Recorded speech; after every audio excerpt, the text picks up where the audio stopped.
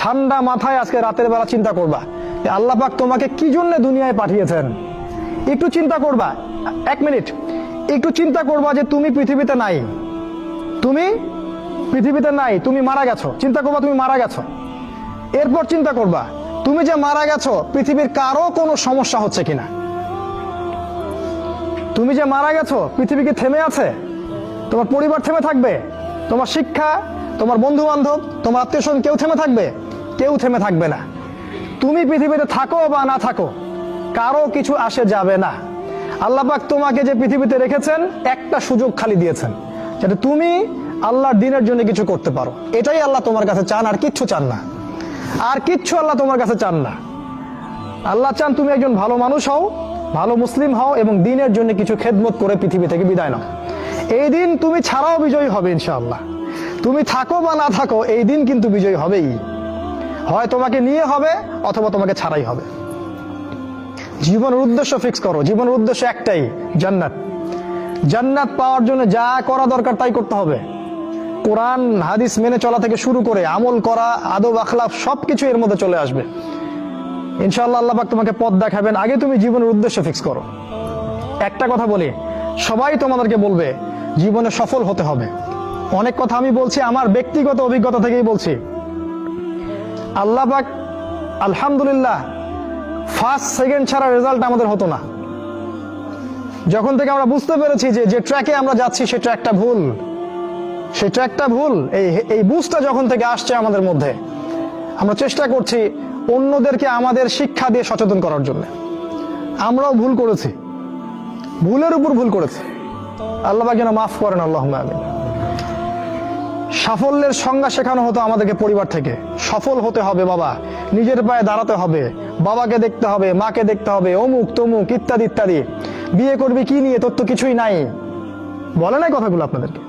চাকরি বাকরি করতে হবে, প্রতিষ্ঠিত হতে হবে। শোনো, সাফল্যের একটা সংজ্ঞা দিয়েছেন আল্লাহ কোরআনে, একটাই সংজ্ঞা, সূরা আল ইমরানের মধ্যে আছে। আজকে আমি সব ডিটেলস বলার সময় পাচ্ছি না। সূরা আল ইমরানের মধ্যে আছে কুল্লু নাফসিন যায়িকাতুল মাউত, প্রত্যেকটা নফস মারা যাবে এবং কিয়ামতের মাঠে তাদের পুরোপুরি প্রতিদান তাদেরকে দেয়া হবে। এখানে আল্লাহ সাফল্যের সংজ্ঞা দিয়েছেন, ফামান যুহজিহা আনিন নার ওয়া উদখিলাল জান্নাহ ফাকাদ ফাজ। ওই দিন কিয়ামতের মাঠে যাকে জাহান্নাম থেকে বাঁচানো হবে আর জান্নাতে প্রবেশ করানো হবে, ফাকাদ ফাজা, এই ব্যক্তি হচ্ছে সফল। সাফল্যের সংজ্ঞা কোথায় পাইলেন? যদি আমরা জাহান্নাম থেকে বাঁচতে পারি প্রত্যেক ব্যক্তি এবং জান্নাতে যেতে পারি, সেই সফল। এছাড়া কেউই সফল না, এই পৃথিবীর কেউই সফল না, কেউ না। সে যত বড় রাষ্ট্রনেতা হোক, পণ্ডিত হোক, বিজ্ঞ হোক, পণ্ডিত কে হয় হোক, যার দাপটে সারা বিশ্ব কাঁপে, এও সফল না যদি না সে জান্নাতে যেতে পারে। কিন্তু একজন এই ভ্যান চালক, এক রিক্সা চালক, এক আমার ওই গরিব চাচা, ওই কৃষক, সে যদি হিসাব দিয়ে জান্নাতে যেতে পারে, সে সফল। তিনি সফল, তিনি আল্লাহর কাছে পছন্দের বান্দা। অতএব জীবনের উদ্দেশ্যটাকে ঠিক করে ফেলো, এটা প্রথম কাজ। দ্বিতীয় কাজ, তোমাকে জ্ঞান অর্জন করতে হবে। দ্বিতীয় কাজ, কিসের জ্ঞান অর্জন করবে? যে জ্ঞান তোমাকে আল্লাহর দিকে নিয়ে আসবে সেই জ্ঞান অর্জন করতে হবে। কোন কোন সাবজেক্ট পড়তে হবে তোমাকে? তোমাকে প্রথমত কোরআন পড়তে হবে, তেলাওয়াত করা শিখবে, অর্থ জানবে, আরবি ভাষা শেখার চেষ্টা করো, কোরআনের আদেশ মানো, নিষেধগুলো ছেড়ে দাও এবং কোরআনের দাওয়াত মানুষের কাছে পৌঁছে দাও। কোরআনের দাওয়াত মানুষের কাছে পৌঁছে দাও এবং কোরআনের বিধান বাস্তবায়নের জন্য আল্লাহর পথে চেষ্টা করো।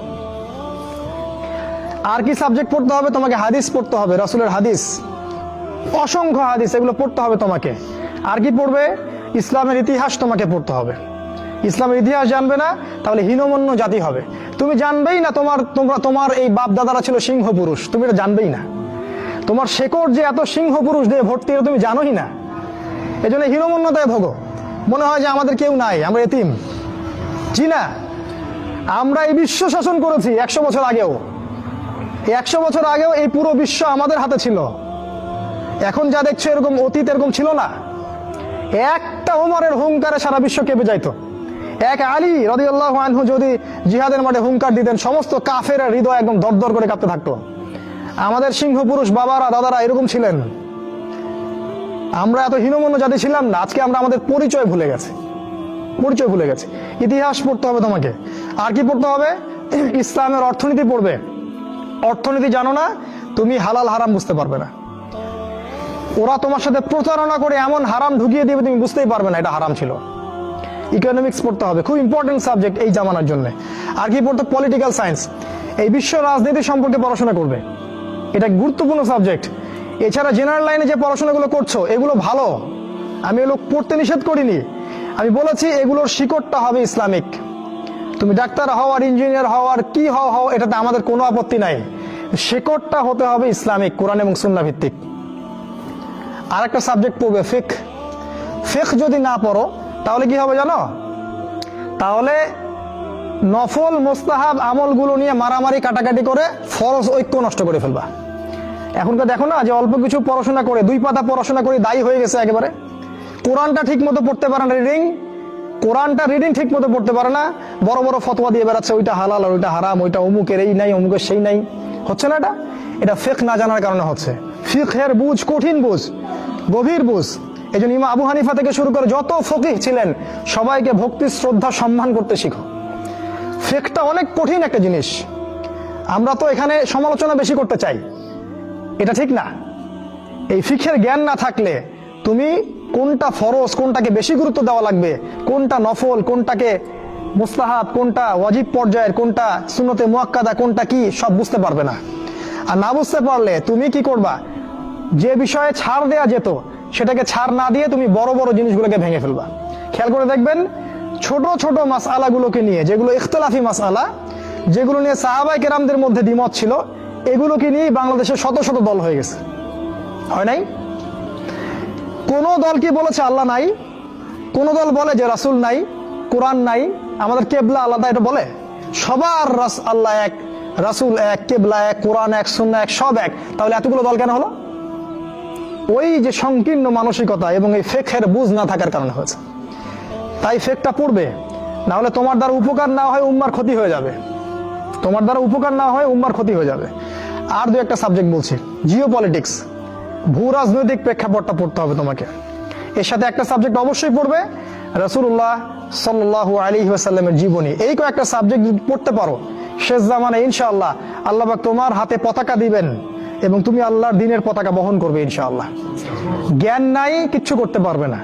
যদি তুমি জ্ঞান অর্জন করতে না পারো তুমি বাতিলের মোকাবেলা করতে পারবে না। এখনকার যুদ্ধটা অস্ত্রের যুদ্ধ না, এখনকার যুদ্ধ জ্ঞানের যুদ্ধ। তুমি ওদের সাথে অস্ত্রের যুদ্ধ করে পারবে না, এখনকার যুদ্ধটা জ্ঞানের যুদ্ধ। ওটাও আসবে সামনে, যখন ইমামুল মাহদী আসবেন সারা বিশ্ব জুড়ে মালহামা শুরু হবে, তখন মহাযুদ্ধ। এই ফিজিক্যাল স্ট্রেংথ নিয়ে, মেন্টাল স্ট্রেংথ নিয়ে, ইমানের স্ট্রেংথ নিয়ে পারবে না। জ্ঞান অর্জন করো, কারণ রাসূল সাল্লাল্লাহু আলাইহি ওয়াসাল্লামকে প্রথম আল্লাহ আদেশ করেছেন ইকরা, পড়ুন পড়ুন পড়ুন। জ্ঞান নাই, সমাজ সংস্কার করতে পারবে না। এটা 2। 3 নাম্বার হচ্ছে জ্ঞান অনুযায়ী আমল করতে শেখো, দ্রুত। যতটুকু জানলা আমল করতে শেখো, আগামীকালের জন্য ফেলে রাখবে না। আজকে যা শিখেছো আজকে আমল করো, রাসূলের সুন্নাহগুলোকে গুরুত্ব দিয়ে করো। যেখানে ইসলাম প্রশস্ততা দিয়েছে সেখানে প্রশস্ততা প্রদর্শন করো, যেখানে প্রশস্ততা নাই সেখানে ওটাই মেনে চলো। ইসলাম একটা প্রশস্ত রিলিজিয়ন, এখানে অনেক কিছু প্রশস্ততা আছে, সেই প্রশস্ত ইসলাম ফলো করো, আমলগুলো করো। প্রতিদিন 5 ওয়াক্ত সালাত মসজিদে জামাতের সাথে পড়তে হবে। যখন তুমি রমাজান মাস পাবে সওম রাখতে হবে, যাকাতের সম্পদ আসলে যাকাত দিবে, মানুষের সাথে ভালো আচরণ করতে শিখো, উম্মাহকে ঐক্যবদ্ধ করতে শিখো, কোরআনের জ্ঞান অর্জন করো, সুন্নাহর জ্ঞান অর্জন করো এবং জানা অনুযায়ী আমল করে তুমি তোমার নিজের ভিতরে একটা পরিবর্তন নিয়ে আসো। পবিত্র হওয়ার চেষ্টা করো, সব পাপ থেকে তওবা করে ফিরে আসো। রাসূলের সুন্নাহগুলোকে গুরুত্ব দাও, A to Z, বাথরুমে যাওয়া থেকে শুরু করে তোমার জীবনের প্রতিটা ক্ষেত্রে নবীজির সুন্নাহগুলোকে তোমার উপর বাস্তবায়ন করো। নিজের উপর সুন্নাহ নাই, তুমি সমাজে সুন্নাহ বাস্তবায়ন করতে পারবে না। 3 নাম্বার। 4 নাম্বার, আদর্শ পরিবার গড়ে তোলো। আদর্শ পরিবার গড়ে তোলার জন্য তোমাকে তাড়াতাড়ি বিয়ে করতে হবে। তোমার সামর্থ্য আছে, শারীরিক মানসিক সামর্থ্য আছে, রুজির একটা ব্যবস্থা আছে, বিয়ে করে ফেলো, দেরি করবে না। বিয়ে করে ফেলো, দেরি করবে না। আমি বলছি অবশ্যই অবশ্যই তোমার শারীরিক সামর্থ্য থাকতে হবে, মানসিক সামর্থ্য থাকতে হবে, অর্থনৈতিক সামর্থ্য থাকতে হবে, একটা মেয়ের রেসপন্সিবিলিটি নেওয়ার সামর্থ্য থাকতে হবে। সামর্থ্য হয়ে গেলেই তুমি বিয়ে করে ফেলবে, আর কোনো দিকে দেখার দরকার নাই। এমনকি তোমার যদি একাধিক বিয়ে করার সামর্থ্য থাকে সেটাও তোমাকে করতে হবে।